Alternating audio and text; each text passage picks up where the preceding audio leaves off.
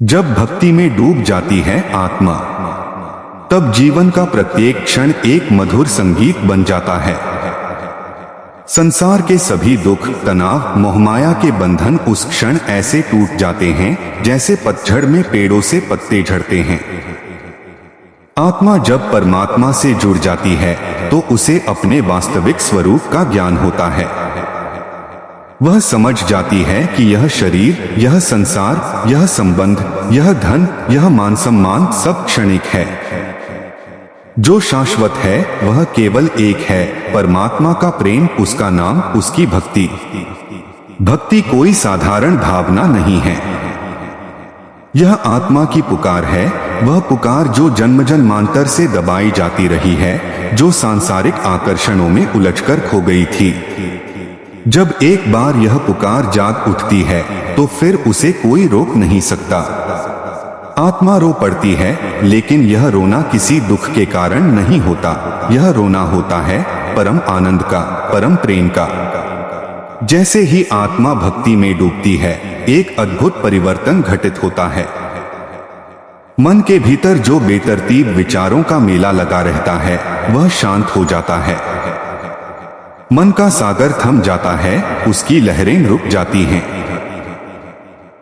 उस ठहरे हुए जल में जब हम भीतर झांकते हैं तो हमें अपना ही दिव्य स्वरूप दिखाई देता है। एक ऐसा स्वरूप जो सदा से था, सदा रहेगा, जो कभी जन्मा नहीं और कभी मरेगा नहीं। भक्ति का मार्ग कठिन नहीं है, यह मार्ग सरल है, सहज है, किंतु इसे अपनाने के लिए हृदय का निर्मल होना आवश्यक है। जब तक हृदय में काम, क्रोध, लोभ, मोह, अहंकार जैसे विकार भरे रहते हैं, तब तक भक्ति का रस नहीं मिल सकता। जैसे गंदे बर्तन में अमृत नहीं रखा जा सकता, वैसे ही अपवित्र हृदय में भक्ति नहीं टिकती। इसलिए सबसे पहला कदम है हृदय को पवित्र करना। पवित्रता का मतलब केवल बाहरी आडंबर नहीं है, इसका संबंध भीतर की सच्चाई से है। जब हमारे विचार, हमारी वाणी, हमारे कर्म तीनों शुद्ध हो जाते हैं, तब हृदय स्वतः पवित्र हो जाता है। तब ही ईश्वर की भक्ति उसमें अंकुरित होती है और धीरे धीरे एक विशाल वृक्ष का रूप ले लेती है। जब आत्मा भक्ति में डूब जाती है तो वह हर क्षण परमात्मा का स्मरण करती है। चाहे वह जप करे, चाहे ध्यान में बैठे, चाहे सेवा करे, हर क्रिया एक भक्ति की अभिव्यक्ति बन जाती है। जीवन के छोटे छोटे कार्य भी तब साधना के समान हो जाते हैं। रोटी बनाना, कपड़े धोना, किसी की मदद करना, हर काम ईश्वर को समर्पित होकर किया जाता है। यही समर्पण ही सच्ची भक्ति है। समर्पण का अर्थ है अपने अहंकार का विसर्जन। जब हम अपनी बुद्धि, अपनी शक्ति, अपना ज्ञान सब कुछ ईश्वर के चरणों में अर्पित कर देते हैं, तब वह अपने आप हमारी रक्षा करता है। तब जीवन में भय नहीं रहता, चिंता नहीं रहती। जो होगा अच्छा होगा, इस विश्वास के साथ भक्त जीवन जीता है। कहा गया है, अनन्य भक्ति में डूबे हुए भक्त को ईश्वर अपने से भी अधिक प्रिय मानते हैं। श्री कृष्ण ने भगवद गीता में कहा, भक्त का कल्याण मैं स्वयं करता हूँ। यह कोई कवि की कल्पना नहीं, बल्कि आध्यात्मिक सत्य है। जब आत्मा भक्ति में डूबती है, तब ईश्वर की कृपा बरसने लगती है। उस क्षण आत्मा को आनंद की अनुभूति होती है, जो शब्दों में व्यक्त नहीं की जा सकती। यह आनंद किसी इंद्रिय सुख से कहीं ऊपर है। यह ऐसा रस है जिसका स्वाद एक बार मिल जाए तो फिर दुनिया के सारे भोग फीके लगने लगते हैं। भक्ति का यह रस संतों और महापुरुषों ने अनुभव किया है। मीराबाई ने इसे गाया, तुलसीदास जी ने इसे लिखा, सूरदास ने इसे अपने शब्दों में पिरोया। जब आत्मा उस रस में डूबती है तो फिर उसे संसार की किसी वस्तु की आवश्यकता नहीं रह जाती। भक्ति आत्मा की भाषा है। जब यह जागती है तो फिर कोई विशेष भाषा, कोई विशेष कर्मकांड की आवश्यकता नहीं होती। एक सच्चे हृदय से निकला हुआ हे राम, हे कृष्ण, हे शिव, हे मां, यह एक पुकार ही पर्याप्त होती है। जब आत्मा इस पुकार में लीन हो जाती है तब वह स्वयं ईश्वर में विलीन होने लगती है। आत्मा और परमात्मा के बीच की दूरी मिटने लगती है। जैसे नदी समुद्र में जाकर अपना अस्तित्व खो देती है, वैसे ही आत्मा ईश्वर में लीन हो जाती है। इस अवस्था को ही योग, समाधि, आत्म साक्षात्कार कहा जाता है। किंतु यह सब भक्ति के सहज मार्ग से प्राप्त हो सकता है। न ऊंचे ऊंचे शास्त्र पढ़ने की आवश्यकता, न कठिन तप करने की, केवल प्रेम, केवल समर्पण। भक्ति में डूबी आत्मा संसार को एक नए दृष्टिकोण से देखती है। उसे हर जगह ईश्वर का ही स्वरूप दिखाई देता है। पत्थर में भी ईश्वर, फूल में भी ईश्वर, शत्रु में भी ईश्वर, मित्र में भी ईश्वर। तब द्वेष समाप्त हो जाता है, प्रेम फैलने लगता है। ऐसे व्यक्ति के आसपास सकारात्मक ऊर्जा का प्रवाह होने लगता है। उसकी वाणी से, उसके स्पर्श से, उसकी दृष्टि से लोग शांति का अनुभव करते हैं। यही भक्ति की शक्ति है। एक बार जब आत्मा ने इस शक्ति को अनुभव कर लिया तो फिर वह उसे छोड़ना नहीं चाहती। तब वह सदा उस आनंद के स्रोत से जुड़ी रहती है। आज के इस व्यस्त जीवन में भक्ति का मार्ग हमें भीतर की शांति प्रदान करता है। जब बाहर की दुनिया अशांत हो तो भीतर का यह दीपक जलता रहे, यही भक्ति का सार है। प्रत्येक दिन का आरंभ यदि हम ईश्वर के स्मरण से करें, यदि हर कार्य में उसका स्मरण बनाए रखें, तो जीवन सहज हो जाता है। भक्ति में डूबी आत्मा को यह रहस्य समझ में आ जाता है, सर्वं खल्विदं ब्रह्म, सब कुछ ब्रह्मा है। तब न कोई शत्रु रहता है, न कोई भय, न कोई वासना। आत्मा उस परम प्रकाश में स्नान कर रही होती है। यही स्थिति अंतिम स्थिति है मोक्ष की। इसलिए प्रिय मित्रों, यदि जीवन को सार्थक बनाना है, यदि आत्मा को उसके वास्तविक स्वरूप का बोध कराना है, तो भक्ति का मार्ग अपनाइए।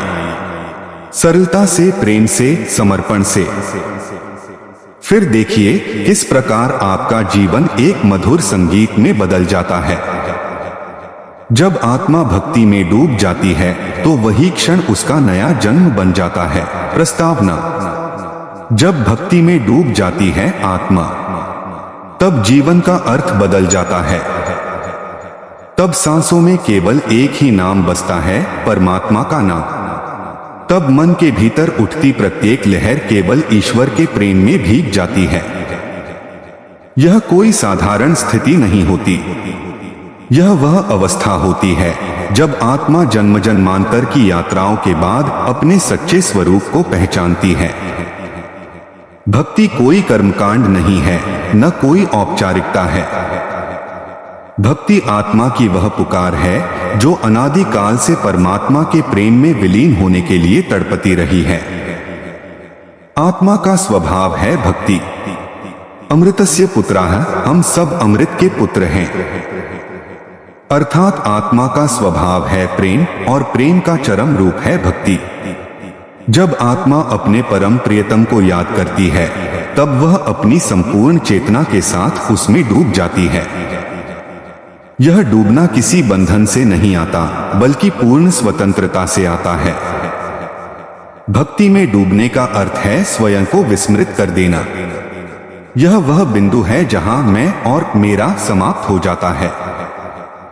सिर्फ तू ही तू रह जाता है। भक्ति का आरंभ आत्मा की पुकार। भक्ति का आरंभ तब होता है जब आत्मा अपने सांसारिक सुखों में तृप्त नहीं होती। जब उसे यह अनुभव होने लगता है कि धन, मान, सुख ये सब क्षणिक हैं, तब भीतर एक आवाज उठती है, क्या यही सब कुछ है? यही आत्मा की पुकार है। इसी पुकार को सुनकर ही भक्त साधना के मार्ग पर अग्रसर होता है। वह जान लेता है कि मैं केवल शरीर नहीं हूं, मैं अविनाशी आत्मा हूं जो ईश्वर की संतान है। जब आत्मा डूबती है भक्ति में, जब आत्मा भक्ति में डूबती है तब वह संसार से विमुख हो जाती है, पर उसमें रहते हुए भी ईश्वर में रमी रहती है। मन के विकारों से मुक्त होने लगती है, सच्ची करुणा का अनुभव करने लगती है। प्रत्येक व्यक्ति में, प्रत्येक वस्तु में ईश्वर का ही स्वरूप देखती है। जैसे मीराबाई कहती हैं, पायो जी मैंने राम रतन धन पायो। यह राम रतन धन आत्मा के भीतर ही है, बाहर नहीं। जब आत्मा इस धन को पा लेती है तब संसार की सारी दौलत फीकी लगती है। भक्ति की अवस्थाएं, एक प्रारंभिक अवस्था, मन में ईश्वर को पाने की इच्छा जागती है। सत्संग, कीर्तन, मंत्र जप से आत्मा धीरे धीरे उस ओर बढ़ती है। दो मध्यावस्था, भक्त का मन ईश्वर में रमने लगता है। संसारिक कामनाएं कम हो जाती हैं। कभी कभी ईश्वर वियोग में आंसू बहते हैं। तीन परिपक्व अवस्था, भक्त और ईश्वर के बीच कोई भेद नहीं रह जाता। आत्मा का संपूर्ण प्रेम ईश्वर को समर्पित हो जाता है। वह कह उठता है, तेरा तुझको अर्पण क्या लागे मेरा। भक्ति में डूबने के लक्षण, जब आत्मा सच्चे अर्थों में भक्ति में डूबती है तो उसके लक्षण स्पष्ट दिखाई देते हैं। एक, नेत्रों से सहज अश्रु बहना। दो, हृदय में अपार प्रेम की अनुभूति। तीन, मन में गहन शांति का संचार। चार, संसार में आसक्ति का लोभ। पांच, सभी जीवों के प्रति दया और प्रेम। रामकृष्ण परमहंस भक्ति में डूबकर बार बार समाधि में चले जाते थे। उनका उदाहरण दिखाता है कि जब आत्मा में प्रेम जागता है तो वह शरीर की चेतना को भी पार कर जाती है। भक्ति का प्रभाव, जीवन में परिवर्तन। जब आत्मा भक्ति में डूबती है तो जीवन में चमत्कारी परिवर्तन होते हैं। आदतें बदल जाती हैं। क्रोध स्वतः समाप्त हो जाता है।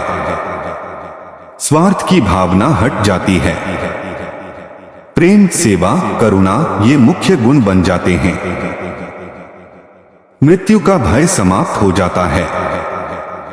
ऐसे व्यक्ति के संपर्क में आने वाले लोग भी प्रभावित होते हैं। उनके भीतर भी आध्यात्मिक ऊर्जा का संचार होता है। भक्ति सभी मार्गों का सार। वेद, उपनिषद, गीता सभी में भक्ति को सर्वोच्च मार्ग कहा गया है। श्री कृष्ण ने अर्जुन से कहा, भक्तोसी में सखा चेती, तू मेरा प्रिय भक्त और मित्र है। ज्ञान, कर्म, योग ये सब मार्ग अंतिम में भक्ति में ही मिलते हैं। क्योंकि जब तक हृदय में प्रेम नहीं जागता, ज्ञान भी सूखा रहता है। कर्म भी बंधन में डाल सकता है यदि उसमें भक्ति न हो। भक्ति का आधुनिक युग में महत्व। आज के युग में जब तनाव बढ़ रहा है, जीवन में दौड़ भाग बहुत है, संबंधों में कटुता है, मन अशांत है, तब भक्ति का मार्ग हमें भीतर की शांति देता है। जब ध्यान, भजन, कीर्तन, सेवा ये सब साधन हैं आत्मा को ईश्वर से जोड़ने के। भक्ति का मार्ग सरल है। कोई बड़ा तामझाम नहीं चाहिए, केवल सच्चा हृदय चाहिए। कैसे डूबे आत्मा भक्ति में? एक, प्रतिदिन ईश्वर का स्मरण करें। 2, एक मंत्र या नाम को जपें। 3, भगवान से संवाद करें, प्रेम पूर्वक बात करें। 4, सत्संग में जाएं, भजन सुनें। 5, सेवा करें निस्वार्थ भाव से। 6, साधारण कार्यों को भी ईश्वर को समर्पित करें। शिवाजी महाराज, स्वामी विवेकानंद, महात्मा गांधी, इन सबके जीवन में भक्ति का अद्भुत प्रभाव था। उन्होंने संसार का कार्य किया पर भीतर से पूर्णतः ईश्वर में स्थित रहे। भक्ति का अंतिम फल आत्म साक्षात्कार। जब आत्मा पूर्ण रूप से भक्ति में डूब जाती है तब क्या होता है?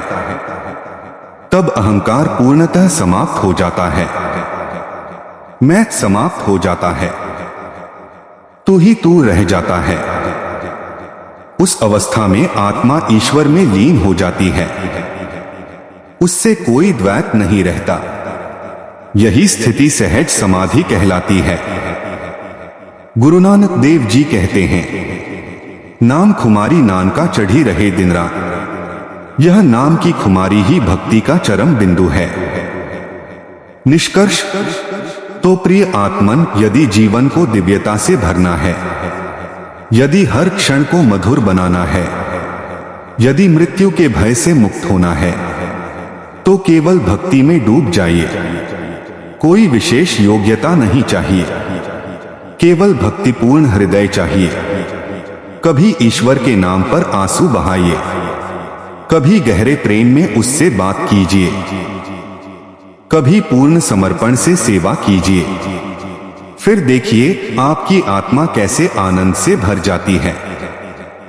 तब जीवन का हर क्षण एक त्योहार बन जाता है। तब मृत्यु भी एक मिलन का पर्व बन जाती है।